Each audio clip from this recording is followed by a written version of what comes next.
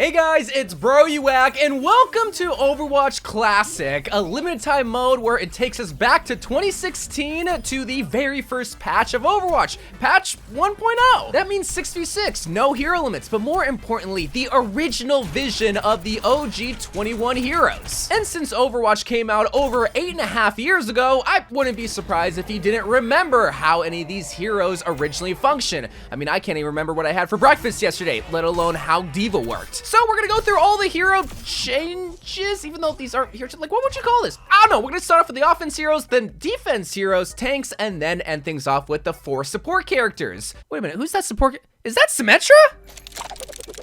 We're first gonna start off with McCr, Cassidy? Wait, who is this guy? Cassidy has stayed very consistent over the 8 years, where his Peacekeeper has been relatively untouched, still doing high damage, but is very unforgiving. But it's his Fan the Hammer that does a little bit more damage. And when paired up with his Flashbang Grenade, that's right, not his Mana Grenade, it provides an ultimate combo, where it stops the enemy right in their tracks, allowing you to Fan the Hammer and instantly delete them. And if you need more ammo, where you can still combat roll to reload your gun, it's still basically the same. And his ultimate, Deadeye, also has a similar idea where you take time to charge up to lock onto the enemy and you can kill them instantly. However, if you don't shoot your Deadeye, you can keep half of your ultimate for future use. Genji mains rejoice because the best build of Genji is back. Genji's hero kit is nearly identical to modern day Genji, just with different numbers. You can still throw 3 shurikens, either one after another or 3 at the same time in an arc form. When you swift strike and you eliminate an enemy, it'll reset the cooldown of your swift strike, and deflecting still deflects incoming projectiles and all melee abilities. But the fun begins with his passive and his Dragon Blade ultimate, where his passive Cyber Agility allows you to double jump, climb a wall, and it resets your double jump, giving Genji back his Ninjago, his ninja way, but his Dragon Blade. You get 8 seconds of Genji Blade, which paired up with the 120 damage that you get per swing and about 9 or 10 total swings, you have what is probably the best version of Dragon Blade, definitely, but one of the best ultimates in the game. Pharah, admittedly, I think is one of the least exciting characters in Overwatch Classic. Her rocket launcher, still basically the same, launches a rocket. Her concussion blast just knocks people back and it doesn't do any damage. And her rocket barrage still sucks. It's even worse because you fire rockets a whole lot slower than in modern day. But what's notable about Pharah is how you're actually able to fly, because in this version, you're actually able to fly indefinitely if you time out her jump jet and her hover jet passive ability.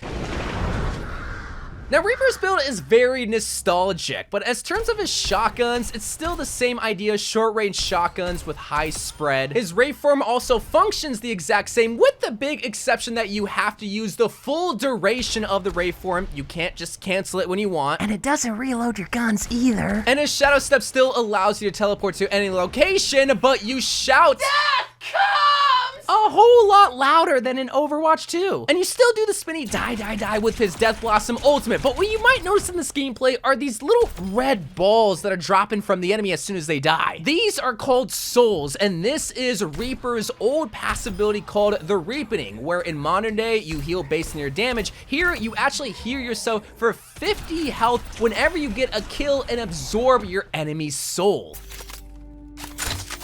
The notable change for Soldier 76 in Overwatch Classic is actually with his pulse rifle, because you might notice that he's not shooting in a predictable spread pattern where his gun's going up, but rather the bullets are blooming. What this means for Soldier 76 specifically is that the first couple of bullets that you shoot are gonna go straight, right where your crosshair is. But if you hold down the trigger, the bullets are gonna slowly start to spread around the crosshair over time. But besides that, his hero kit's been really untouched. His Helix rocket still does a ton of damage. He's still Sonic and can run at super fast speeds. His biotic field still heals himself and teammates around him, and his tactical visor, while it still locks on enemies, it does seem like it kills them a little bit slower. But we're not really looking at numbers in this video, just really the hero kit as a whole, unless it heavily impacts the hero. It's so funny how Tracer is the time travel character, but she's the exact same basically, except for maybe some damage numbers. Her pulse pistols still are short range automatic pistols. She still blinks and has 3 blinks. Her recall allows you to travel back in time and gain health. And her pulse bomb, still the explosion pulse bomb that sticks to enemies like in modern day Overwatch. Yeah, that's Tracer. It's kind of fitting that the mascot of OG Overwatch is still kind of the same in modern day Overwatch. But now we made it to defense heroes, the first being Bastion. And unlike Tracer, Bastion is completely different in Overwatch Classic. So his recon form fires a whole lot quicker, but does a lot less damage, and also has a similar effect as Soldier, where it has a bloom effect. It doesn't always go straight. You can still transform into his Sentry configuration. However, there's not a cooldown tied to his transformation. You can continuously transform as much as you want, but just remember, when you do transform into your Sentry mode, you can't move. You are stuck in one spot. You can fire a lot of bullets, you can do a lot of damage, but you're a sitting duck when you decide to do that much damage. His self-repair ability is back, and like the name suggests, you are able to heal yourself, but you're not able to move while healing yourself, whether you're in recon or in sentry mode. In his ultimate configuration, Tank makes a grand return, where you transform yourself into a tank and lobs heaps amount of artillery at the enemy. Hanzo, what is probably the worst build of Hanzo, has returned. All right, Stormball, look, it's still the exact same. You have infinite arrows, you charge it back, and you fire at the enemy's head, and you can instantly kill them if they're a squishy character. Great, that's not why I'm depressed. It's Scatter Arrow. Scatter Arrow is... Activate this ability, shoot, and it'll split your arrow into multiple smaller arrows that'll bounce all over the map. Bounces off the floor, bounces off the walls, bounces off the ceiling, and for some reason, it will find you. Everything else about Hanzo's hero kit is still the same. His sonic arrow still reveals enemies in a small area. His wall climb still functions the same. You just don't have your leap, so you can only wall climb. And his dragon strike still sends his dragon pets through walls and does a bunch of damage unless you move out of the way. Visually, it seems like Junkrat's hero kit has maintained its shape. However, it is different, especially in the frag launcher. While you're still able to fire a bunch of grenades that'll somehow magically find me on the battlefield, you are able to damage yourself as Junkrat with your own grenades. So just be careful when launching those things in close quarters. His concussion mine is also different. While it still functions the exact same, you're able to launch it at the enemy and do damage, or launch it on yourself and send yourself in the air. You only get one of them, not 2. His steel trap is back. Throw it on the ground. If it finds an enemy, it'll stop their movement for a couple of seconds. His total mayhem passive is still here too, where if you die, you drop a bunch of grenades on the ground. And his Riptire, well, it looks like it's the same, and it seems like it functions the same, does a similar amount of damage. I don't know how to describe it, but it controls a whole lot more clunky in Overwatch Classic than in modern day Overwatch. And that's just because over time, they got the wall climbing right and just made it a whole lot more fluid to control. I don't know how to describe it. It's just a lot more clunky. My Ice Devil Mei is back in full form because her freeze is back with her primary fire. While in modern day Overwatch, if you hold down primary fire on an enemy, it will slow them down but not totally stop them. But in Overwatch Classic, while you do less damage, you can slow them down to the point where you can actually freeze them for a couple of moments, and paired up with her secondary fire, Icicle, which is still kind of the same in modern day Overwatch, you should be able to instantly delete any squishy hero that you stop on the field. Her cryo freeze is almost the same, going in a little safe space, ice block, and you become invincible, and you heal yourself for the time that you're in there. However, it does not replenish your ammo when you're in your ice block. And her ice wall, while it still functions the exact same as it does in modern day Overwatch, her ice wall pillars each have a total health of 500. And her Blizzard, aka Snowball, is still here too, where if you launch Snowball on the ground, it'll make the whole area icy, freezing anyone that is in its proximity, allowing you to look the enemy in the eyes, laugh demonically, and kill them with your Icicle. I'm so happy to welcome back the original troll character, Torbjorn. Torbjorn still has his rivet gun in 2 different forms of fire. The primary fire fires a single bullet that'll do a lot of damage and from long distance. However, his secondary fire shoots multiple lava rivet gun bullet things in a bigger spread for less damage far away, but for more damage up close. And that's about all the similarities that there are, because everything else is just so much different. Let's start off with his passive ability, Scrap Collector. You might be noticing that when an enemy dies, they drop these little gear things. That's called scrap, and only Torbjorn is able to collect this. And what this scrap does is allow him to form armor packs for his teammates. You can only collect a total amount of 200, meaning that you're only able to send 4 total armor packs for your allies. His turret is wildly different. First of all, you're not able just to toss your turret and forget about it. You actually have to press the turret button and then press it again for it to build to level 1, which, by the way, there's 3 levels in total. To get to level 2, you have to hit the turret with your forge hammer, which swings so painfully slow, and it takes so long to get to level 2. But to get your turret to level 3, you actually have to activate your ultimate, because when you activate your ultimate, your turret gets a massive beef up. It gets to 800 health, it fires rockets and shoots a whole lot quicker and does a whole lot more damage than the level 2 turret that honestly low-key sucks. And on top of that, you yourself as Torbjorn also still get all the modern day upgrades that you get with modern day molten core. You shoot a lot quicker, you reload a lot quicker, and you also hammer so much faster. After seeing this version of Torbjorn, you can kind of see why he was the original throw character in 2016 Overwatch.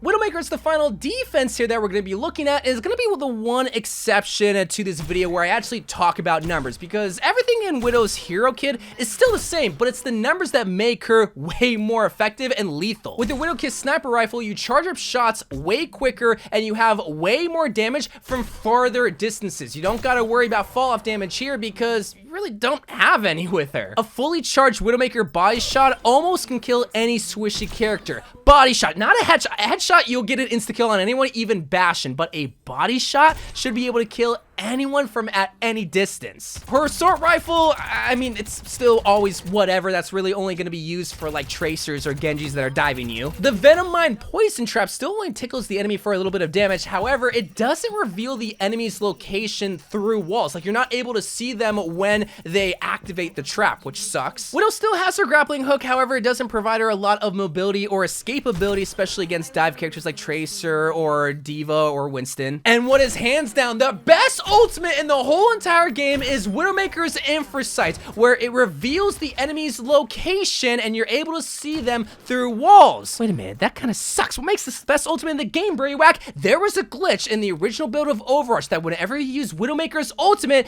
it actually increased her butt size. And if they still have that glitch, that'll make Widowmaker the best hero in the whole entire game. Alright, we reached the tank hero, starting off with the OG e-girl herself, D.va. The first thing I want to point out that I haven't really mentioned for any hero is D.va's health. Look at how much armor she has! 100 health and 400 armor points. Well, that's funny. Something that's a little less funny is actually her damage, because first thing you'll notice, she doesn't have any micro missiles, and the next thing you'll notice is that her fusion cannons, while they still look the same, when you shoot and walk, you walk so slow. You still have your boosters ability allowing you to fly in your mech, also booping people off the ledge and doing a little bit of damage. And D.va's defense matrix is also a lot different. You can still use it for up to 3 seconds, and then you're gonna have a 10-second cooldown. There's not a resource meter, no, you have a cooldown for your DM. Oh, but it don't stop there, because with her self-destruct ultimate ability, you still are able to explode your mech and yourself. Stand too close to your exploding mech and you're gonna die as Baby D.va, which, by the way, Baby D.va is still here too, running around with your bunny blaster. It seems like it does a little less damage, but I mean, hey, it's always been a pea shooter and just a means to an end to try to get your mech back in your dirty little e-girl paws. Reinhardt, the OG tank, is back here to claim his spot as the #1 tank to use, and he's still also kind of the same as well. You still got your hammer that you can swing with and do damage with and ultimately feed with. Your barrier field is back, but this time with 2,000 hit points. God The charges here as well, and while it still functions the same, you are missing the ability to cancel your charge whenever you want. So if you want to pin someone off the ledge, you're probably going to be falling off with them unless you spaced it out perfectly. You can still send a fire strike projectile towards the enemy, but remember, you only get one, you don't get two. His Earth Shatter still looks the same, but functions a lot differently. You do have more horizontal and vertical range to be able to Earth Shatter the enemy, but if you do hammer down on someone directly in front of you, it won't instantly kill them. It'll just knock them down like anyone else in your Earth Shatter range. Roadhog, the tank that everyone is fearful in Overwatch Classic because of Hook 1.0. Let's just start off with the Roadhog's hook because this is something that a lot of people will be wondering, because will he be able to hook people through walls? Now, in terms of capturing footage for that, I kind of was able to get some hooking through walls, but not something that's so outrageous. Maybe in game, it'll be different. I think a lot of people remember Roadhog's original scrap gun and how it works. You do have two different forms of fire. You have a short range spread version where you fire a shotgun amount of scrap, and you do have a medium range spread weapon where you fire a clump of scrap and you could instantly headshot and kill a squishy if you space it out right. But with the original scrap gun returning for Roadhog, that means you are able to one-shot hook combo all of the squishy characters once again. Roadhog's take a breather ability functions a whole lot differently, where you get a one-time 300 self heal with Roadhog. You can't use a small amount, you have to get the whole 300 health. And to make matters worse, you have to stay still when healing with the Roadhog, the biggest object on the field, and you just have to be a sitting duck. And his whole hog ultimate is back, and a whole lot worse because you cannot self-heal, shoot, or hook while whole hogging. You can only damage and knock back enemies. So really, you're just a sitting duck with a machine gun. Good old Winston. Fun fact, did you know that Winston was only changed 4 total times in the whole entire time of Overwatch 1, and one of those times was only adding a health bar to his bubble. It's crazy. So because of that, he's basically the same, just without his secondary electrical fire. He still has his Tesla cannon that he can only do damage with electricity up close. We still got his bubble, which, funny enough, has a health bar, which wouldn't come until 2017, so I don't know why that's there. But do not forget that once you place a Winston bubble, the cooldown doesn't start when you place it, but it starts after it's destroyed, which was one of the changes that would come later on after the original Overwatch 1 patch. You still got his jump pack ability. You can launch yourself in the air, land on an enemy, and you can do a little bit of damage and even sometimes knock them off the map if you land close enough to him. And he's still got his Engie ultimate with his Primal Rage. Get a lot of health and knock back a bunch of enemies, and you can also leap a bunch. Zarya's the final tank that we're going to be looking at. She's also kind of stayed relatively the same over the years. She does have a particle cannon with 2 different forms. The first form is going to be a beam, and the second form is going to be this ball of energy or space or whatever she shoots. And the damage is determined based on the amount of damage that you absorb whenever you use your particle barrier or your projectile barrier. These bubbles are the biggest change here because in modern day Overwatch, you can use 2 bubbles on yourself in a row or 2 bubbles on your teammates in a row. But now you only get 1 particle barrier or 1 self bubble and 1 projected barrier or 1 teammate bubble at a time at a cooldown of 8 each. But one thing to point out in terms of numbers is that you do gain less charge in classic Overwatch compared to modern day Overwatch because, well, there's only 1 tank in 5v5 versus here where there's 2. And her Graviton Surge ultimate is still one of the best, if not the best ultimate in the game. It brings all the enemies in proximity together and allows for a great setup. We've made it to support characters, which means you might be surprised to see one of these characters in this category. But first is Lucio. So Lucio's haircut has remained intact over the years with just some changes to numbers and also UI. His primary fire still shoots 4 waves of bullet sound thingies at the enemy, and he still has his boop ability that seems like it boops them a lot farther than in current day, but maybe that's just me. And he still has his crossfit ability that is able to allow him to swap between his 2 songs, his speed song and his heal song. But the most notable notable change here is the radius of effect of his speed and heal song, because the modern day effect of his songs is at a 10-meter radius versus in classic Overwatch, it's at a 30-meter radius, allowing for basically everyone in the area to hear his music. But to compensate for this, the songs have a lesser effect. Like for the heal song, you heal a little bit less because of the bigger radius. He can still wall ride, but it's funny because there wasn't a setting for you to backwards wall ride with Lucio in classic Overwatch, but in Overwatch 2 there is. So I don't know, like it's just kind of funny because, well, that's not how wall riding used to work. And something that I also noticed is that you're not able to leap and jump at the end of your wall ride. And I thought I was just bad at wall riding, but no, you're not able to. And his sound barrier still works the same, but funny enough, if you die while dropping the beat as Lucio, you won't actually lose your ultimate charge. In fact, that applies to every single hero that has time in between activating the ultimate.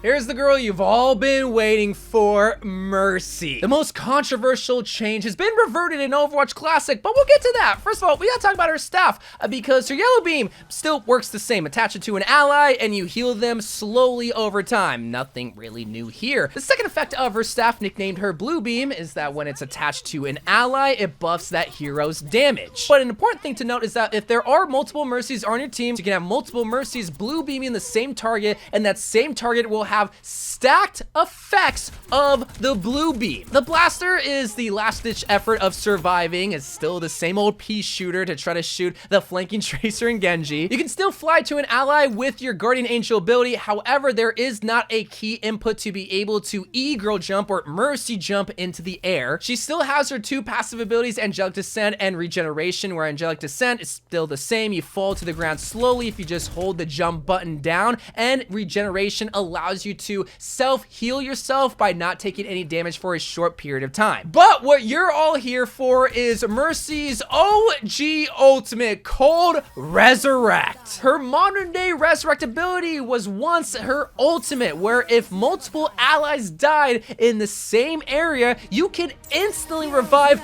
all of them back. The next support character is Symmetra.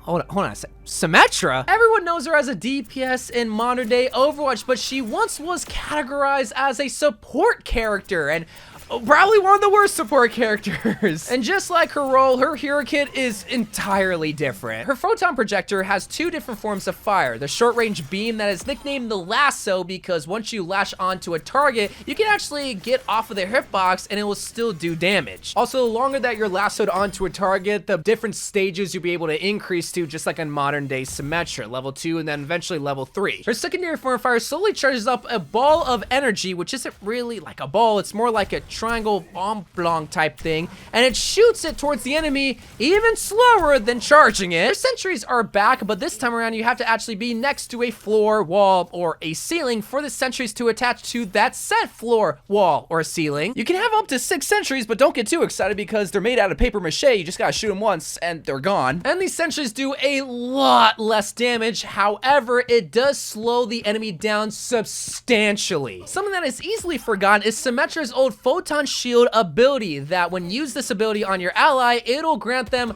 25 additional shield to their health. And the final change is actually with her ultimate, because it's just her teleporter. Place a teleporter anywhere in the map and it will have a connecting teleporter in the spawn room, but you can only teleport up to 6 allies with a teleporter or until it gets destroyed. And just a reminder, you don't have the second option of her ultimate, which is her shield generator, because that'll come in a later update in Overwatch 1. And the final hero is gonna be Zenyatta. Now, the first thing I actually want to look at is Zenyatta's health, because just like Tracer and baby D.va, he has 150 health. Y'all remember that? But going back to Zenyatta's hero kit, he still has his orbs of destruction and 2 different forms of fire. The first form of fire just fires one orb after another, but his secondary form of fire charges up 5 total orbs, but charges up a lot slower than in modern day Overwatch and then launches them all at the enemy in rapid session. His 2 orb abilities are here as well, Orb of Harmony and Orb of Discord, and his Orb of Harmony, it's still also the same when attached to an ally. It'll slowly heal them over time. You just gotta keep line of sight of that ally to keep that healing going. But what a lot of people forget about is his Orb of Discord. Not how it functions, because it functions the exact same. Attach it to an enemy and it'll amplify the damage that that enemy receives, but it amplifies it by 50%, where in modern day Overwatch, it's like at like 20% or something. Oh man, and it gets even worse knowing that his Transcendence is one of the best ultimates in the game, because Ana's anti-grenade is not in the game to try to counter his ultimate. Oh, Zenyatta's gonna be so good. Oh, and something I didn't mention for any of the heroes because it wasn't applicable is Zenyatta's melee kick. It's just a normal melee. You don't get the kick effect or knockback effect. You just do the same melee damage as everyone else. And that, hot gamer boys and girls, ever all of the hero changes OG builds in Overwatch Classic. Let me know what hero you're most excited about, which one you're gonna be playing first when you get into Overwatch Classic. But until then, I love you guys. Thank you guys for watching. More Overwatch 2 videos to come, and bye.